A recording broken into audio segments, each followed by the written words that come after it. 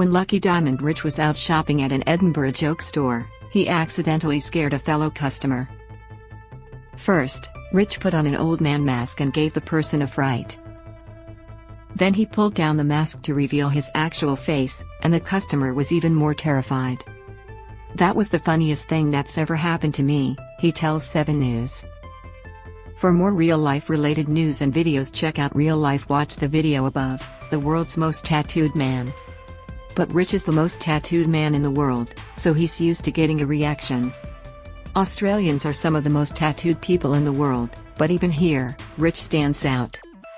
He's covered head to toe in black ink and has so many tattoos that parts of his body have been tattooed 3 times over. He's held the Guinness World Record for world's most tattooed man since 2006, and he's spent more than 1,000 hours in tattoo shops around the world to achieve it. And when he walks down the road, he can't help but attract attention. People of all ages and backgrounds are drawn to him and treat the tattoos as a sort of icebreaker. The tattoos have become his identity, but underneath all the ink, the 51-year-old says he just wants to be normal. "My tattoos are just a part of who I am," he explains. "I'm honestly not wrapped up in all the ego or the identity attached to any of that." Life done differently. Before Rich was rich, and before he was covered head to toe in ink, he was a boy named Gregory Paul Goller living in Brisbane. "For me, growing up was sort of just to try and survive, really," he recalls. "My mum was doing it pretty tough, being a single mother and looking after 2 children, my stepbrother and myself. I never really felt like I belonged," he says. He grew up in the 70s, and his mum moved from place to place, meaning he had to make new friends. When he was about 10, Rich found his birth certificate, and uncovered something shocking. His birthplace was Auckland, New Zealand, and his real name was Gregory Paul McLaren. He had been using his former stepfather's name, not knowing that he wasn't his real father. But this was just the start of many shifts in his identity. As a child, he was fascinated by a neighborhood butcher who had tattoos on his arms. Rich began applying fake tattoos from bubblegum packets to be more like him. "I just remember thinking, I want to be like that butcher guy," he says.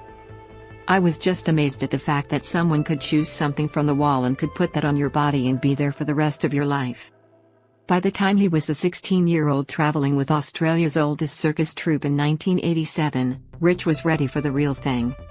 While he was visiting Sydney's infamous King's Cross district, he got his very first tattoo, a little club used by jugglers on his hip. "Believe it or not, I got it there because I was worried about what my mother thought," he says. It would be the start of many. He began traveling the world as a street performer, juggling chainsaws, sword swallowing, and doing extreme tricks. He used the name Richie Rich. He wanted a catchy show name, and as he traveled, he collected more and more tattoos, each with some sort of significance.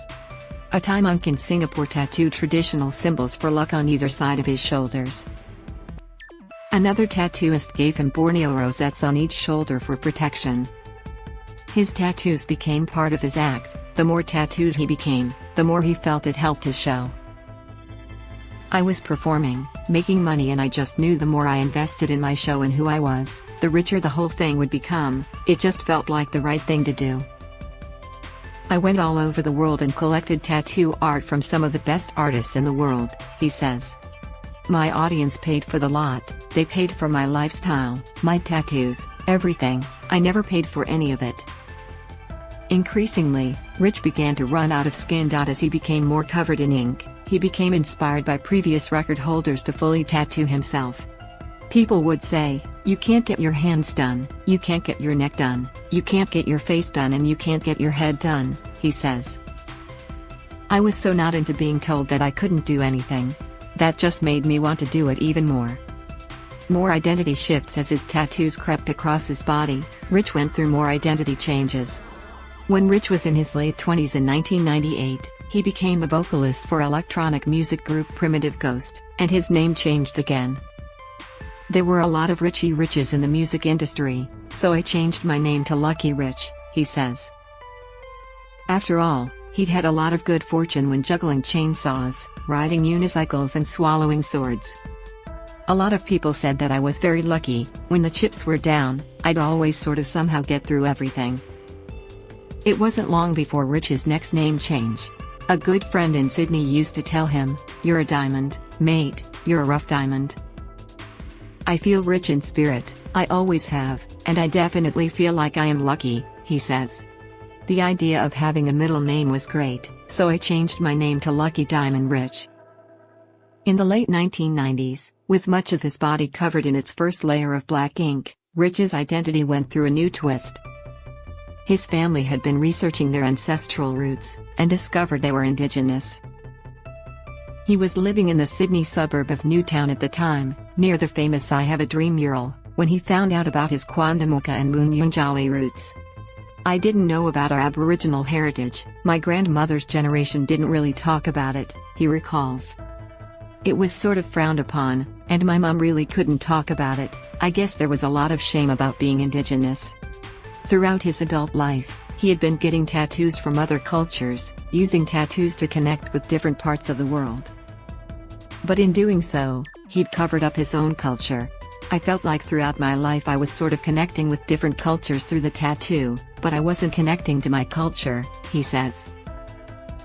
"In a way, I did actually feel like a modern-day shaman where I was carrying around these talismans on my body." A lot of the groups he had connected with throughout his life had been on the fringe, he says. "And, if I think about my ancestors, they were a minority group. I just think it's quite ironic that around the time I found out about my indigenous heritage, I had all this investment of culture from all over the world on my body through the art of tattoo, and then I decided to cover it all up with black." What life is like now these days, Rich has withdrawn from swords and chainsaws for a quieter life in Melbourne. Now he works in construction as a machine operator. He pays taxes and his bills and finds enjoyment in mowing his lawn. "I don't really perform that much these days," he says. "I live a somewhat normal life, that's all I ever really wanted, never thought it was actually possible." He's recently reconnected with his mother, and they're spending time together poring over his family research. He volunteers as a support worker at the Gail Iamble Men's Alcohol and Drug Recovery Centre, assisting in the rehabilitation of Aboriginal men. The connection with the Indigenous community has given him comfort and sense of belonging. "The Indigenous community, especially in Victoria, have absolutely embraced me," he says. Rich now sees his ink collection as one singular tattoo. "The most painful tattoo that I've ever had is, one that I'm getting at the time," he jokes. "It's one journey, and like every journey, it's made up of many different parts," he says. "It's been a long, long journey, but I've got no regrets." And even though he's tattooed across his entire body, he still wants to get another tattoo, this time a tattoo that he says translates to "my crazy wife" in honor of his fiancée, Megan. "It's just something that I thought was quite funny," he says. And he doesn't worry too much about what people think of him. "I'll just continue to talk about my story, be vulnerable, be open, and not really take on any negativity towards who I am or what I've done," he says. If there is anybody that represents the phase "don't judge a book by its cover,"